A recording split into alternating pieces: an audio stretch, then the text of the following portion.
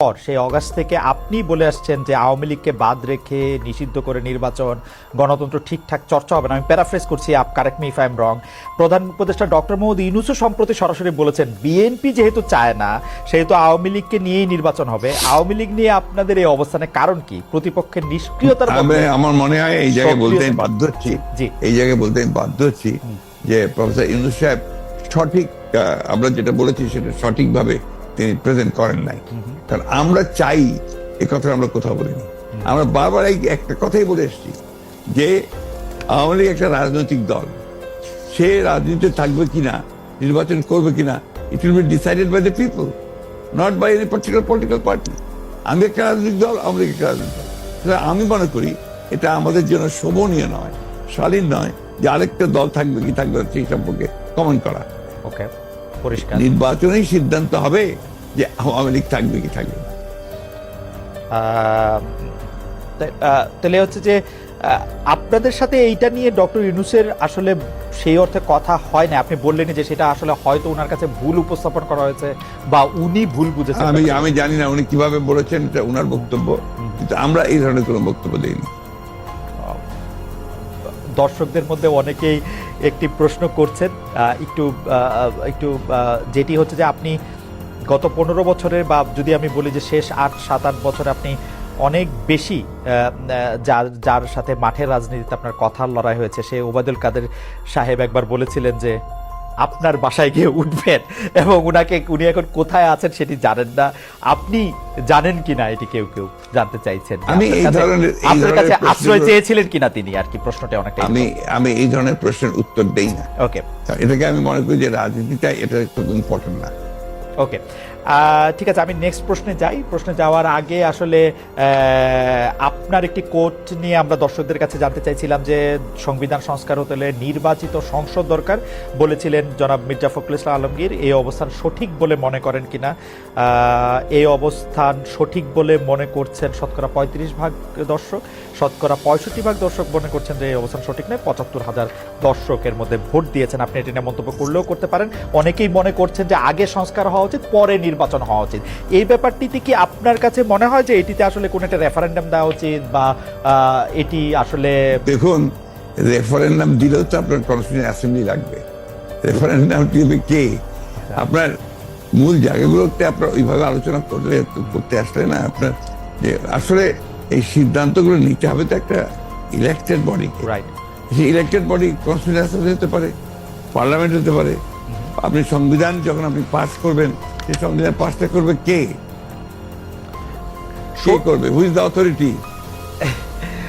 সংবিধান নিয়ে যখন কথা উঠলো তখন আরেকটা জনপ্রিয় কথা এরকম যে এই সরকারের আসলে সংবিধানের এত অনুগামী হওয়া দরকার ছিল না যে আসলে সংবিধানটাকে, আপনি কি এটা কেন সরকারের সংবিধান নিয়ে অনুগামী হওয়া দরকার ছিল না কেন? কারণ এটি ফ্যাসিস্ট হাসিনার সংবিধান, মানে যারা যেটি বলছেন সেটির কথা আমি বললাম আর কি। না, বিষয়টা তো হচ্ছে কি, ফ্যাসিস্টের সংবিধানকে আপনি বিপ্লব করে উড়িয়ে দেন, বাতিল করে দেন, সেটা আপনারা করেন নাই। সেটা তো এই সরকার করে নাই, বা তারা করতে পারে নাই।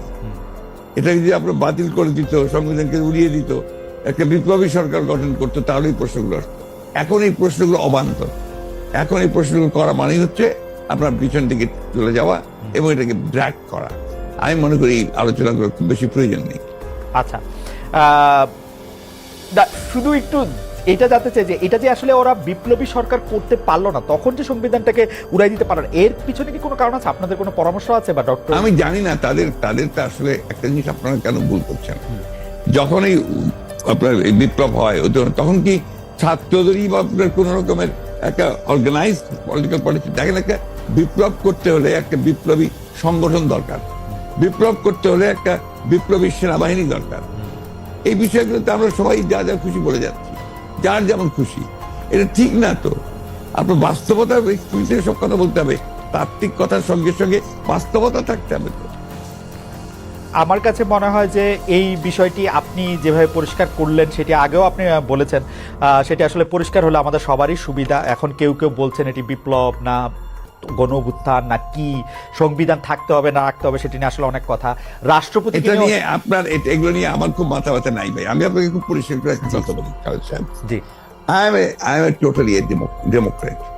আমি একটা আপাদমস্তক গণতন্ত্র বিশ্বাসী মানুষ, এবং এই গণতন্ত্র বিশ্বাসী মানুষ বলে আমি গণতন্ত্রের কথাই সবসময় বলি।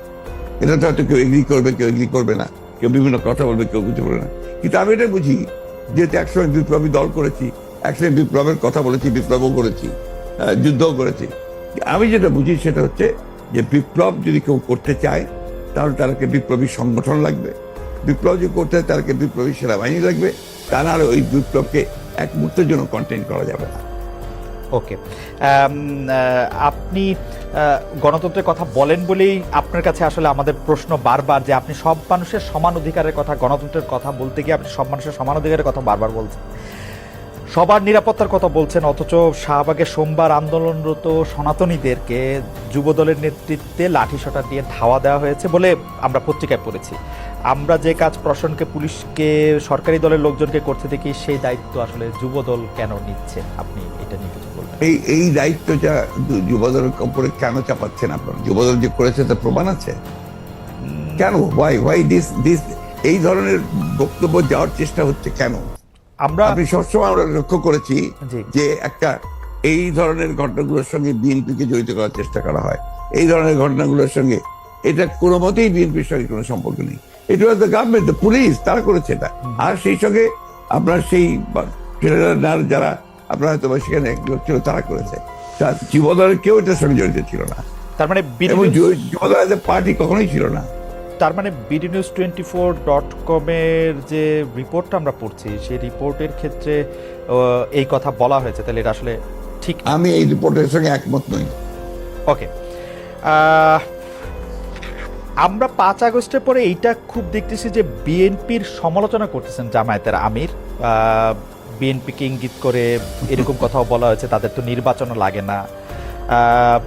আওয়ামী লীগ ইতিমধ্যে যা দখল করেছিল, আওয়ামী লীগ ফুটপাত থেকে শুরু করে সব বিএনপি দখল করে নিয়েছে, যা আওয়ামী লীগ 15 বছর সাজিয়েছিল তা দখল করে নিয়েছে, 80% দখল করে নিয়েছে, ইত্যাদি ইত্যাদি। এই ব্যাপারটাকে আসলে পলিটিক্যালি আপনি কিভাবে দেখছেন? যে মানে আসলে মানে আমি পলিটিক্যালি ভিন্নভাবে দেখি। আমি আপনার ব্যক্তিগতভাবে আমি খুব পজিটিভ মানুষ, আর আমি আপনার ঠিক ওই নিন্দুকের পর্যায়ে পড়ি না ব্যক্তিগতভাবে। মেবি আমার পলিটিশিয়ান হিসেবে দুর্বলতা হতে পারে। আমি প্রত্যেকটা জিনিসকে আপনার সামনে ফরওয়ার্ড লুকিং দেখতে চাই এবং একটা পজিটিভ ভাবে দেখতে চাই। তো সেই কারণেই আপনার জামাত ইসলাম কি বললো না বললো, কবে কি বলেছে না বলেছে, এগুলো আমি খুব বেশি দেখি না। আপনাকে আমি সত্য কথা বলছি। আমি মনে করি যে জামাত ইসলাম আমাদের সঙ্গে ইতিপূর্বে ফ্যাসিস্ট বিরোধী আন্দোলন করেছে, ছিল। তারা যদি, আমরা যুগপৎ আন্দোলন করেছি, তারা যদি আমাদের সঙ্গে আবারও থাকে এবং করে, তখন আমরা সেগুলো চিন্তা করে দেখবো যে তাদের সঙ্গে আমরা কাজ করতে পারবো কি পারবো না। জামাত ইসলামের সঙ্গে এই যে একটা বিরোধ সৃষ্টি করার চেষ্টা, বা অন্যান্য দলগুলোর সঙ্গে বিরোধ সৃষ্টি করার চেষ্টা, গণতান্ত্রিক দলগুলোর সঙ্গে বিরোধ সৃষ্টি করার চেষ্টা, এটাকে আমি মনে করি এটা বোধহয় গণতন্ত্রের জন্য খুব শুভ নয়। আমরা এটি দেখেছিলাম যে এই শেখ হাসিনা সরকারের সময়ও আপনি সব সময় সব রাজনৈতিক দলের সাথে সংলাপ, আলোচনা, কথাবার্তা প্রাধান্য দিয়েছেন। যারাই আপনার কাছে এসছেন বা যারাই আপনাদের সাথে কথা বলতে চেয়েছেন তাদের সাথে কি ধরেন আমরা এক ধরনের নাগরিক ঐক্য দেখেছিলাম, মানে নাগরিক ঐক্যকে আমরা একসাথে দেখেছিলাম। আমরা দেখেছিলাম যে ডক্টর কামাল হোসেনের দলের সাথেও আপনাদের একটা ওই ঐক্যগুলির বা ওই রাজনৈতিক দলগুলির সাথে বিএনপির কথাবার্তা বা প্ল্যাটফর্মটা এখন কেমন? মানে আমি আর নাম বললাম, খুবই ভালো। আমাদের প্রত্যেকটি দলের সঙ্গে প্রত্যেকেরই আপনার অত্যন্ত চমৎকার একটা আপনার যোগাযোগ আছে। যেহেতু আপনার এখন সময়টা ভিন্নভাবে যাচ্ছে, আমরা নিজেদের কাজ করার চেষ্টা করছি। আন্দোলন যেহেতু নেই, যুগপৎ আন্দোলনের বিষয়টা নেই, but we are in touch always. আজকে তো মোস্তফা মহসিন মন্ত্রীর সঙ্গে আমার কথা হয়েছে, আপনার গতকাল গণতন্ত্র মঞ্চের প্রায় সকলের সঙ্গে বসে আমরা কথা বলেছি, আমার অফিসে বসে কথা বলেছি। We are in touch. আমরা বিষয়গুলো দেখছি, পর্যবেক্ষণ করছি। আমরা সরকারকে যতটুকু পারা যায় আমাদের পরামর্শ দেওয়ার চেষ্টা করছি। আমরা গণতন্ত্রটা চাই, আমরা নির্বাচনটা চাই দেশের স্বার্থে, জনগণের স্বার্থে। কালের কণ্ঠকে আপনি একটি সাক্ষাৎকার দিয়েছিলেন, সেখানে জাতীয় সরকার নিয়ে একটি প্রশ্ন আসছিল। সেখানে আপনি বলছিলেন যে এরই মধ্যে আন্দোলন অংশগ্রহণকারী একটি দল নিয়ে একটি জাতীয় সরকার গঠন করার কথা বলেছি। এই জাতীয় সরকারটার কি নির্বাচন পরবর্তী সময়ে হবে? এটা কিসের ভিত্তিতে আপনার জাতীয় সরকার?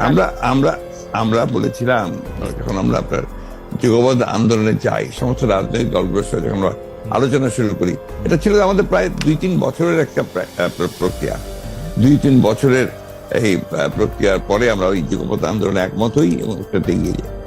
এখানে আমরা যেটা চিন্তা করেছিলাম যে আমরা আন্দোলন করব, আন্দোলন করার পরে নির্বাচন হবে, সেই নির্বাচনে আন্দোলনকারী দলগুলো যারা পার্লামেন্টে আসবে অথবা আসবে না তাদেরকে সঙ্গে নিয়ে একটা আপনার জাতীয় সরকার গঠন করা। এই জন্য আমরা যে 31 দফা দিয়েছি, এই 31 দফাকে বাস্তবায়ন করার ব্যাপারটা আমাদের একার পক্ষে খুব ডিফিকাল্ট হবে।